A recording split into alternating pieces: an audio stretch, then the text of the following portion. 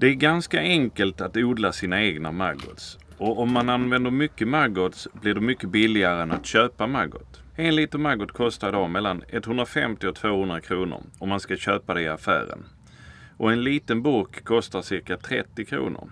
Så man kan spara in en del slantar om man odlar själv. Börja med att lägga en död fisk på en tidning i botten på en plasthink eller en plastlåda. Lägg ett lock över men lämna en glipa öppen så att flugor kan ta sig in till fisken.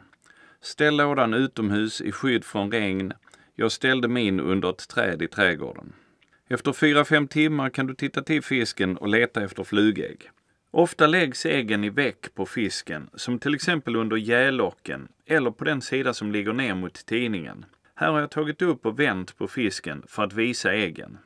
Några ägg har även lagts på tidningen och när man tycker det är tillräckligt med ägg lägger man på locket så att inga fler flugor kan komma dit. Annars riskerar man att få maggots i olika storlekar. Det behöver inte nödvändigtvis vara en fisk man lägger ut, utan det kan även vara något kött.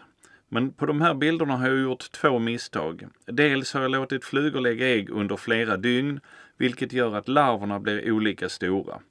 Och dels har jag lagt ut alldeles för stor köttbit, vilket gör att köttet kommer att ruttna och lukta äckligt innan larverna har hunnit äta upp det.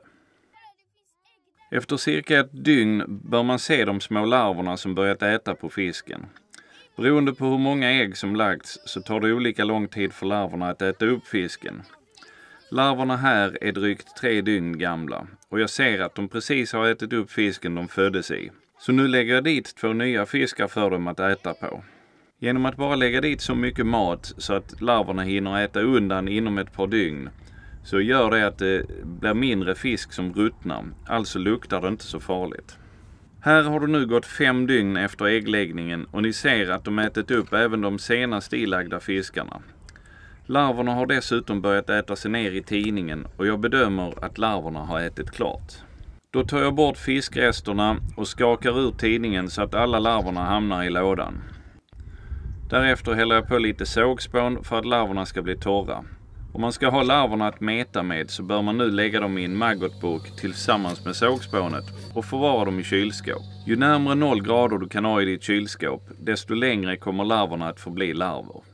Om man istället vill ha larverna i sin undervisning, som jag ville i det här fallet, så låter man dem stå framme i rumstemperatur. Efter ytterligare 3 dygn har samtliga larver förpuppats och nu är det bara att vänta på att förvandlingen till fluga ska bli färdig inne i puppan.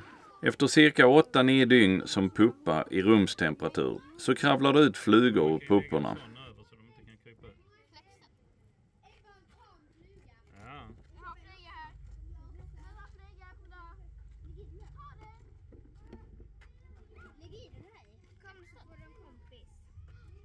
Ganska coolt med den här förvandlingen faktiskt.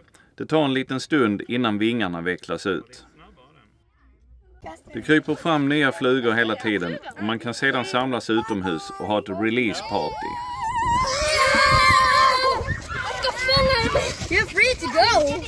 Är det någon som kan säga vilken flugart det var vi fick fram? Jag har testat att söka på nätet och det närmsta jag kommer är höstfluga. Men jag tycker inte att det stämmer till 100%. Någon som vet? Och nu kanske ni vill kolla på någon av de här filmerna där jag metar med maggot.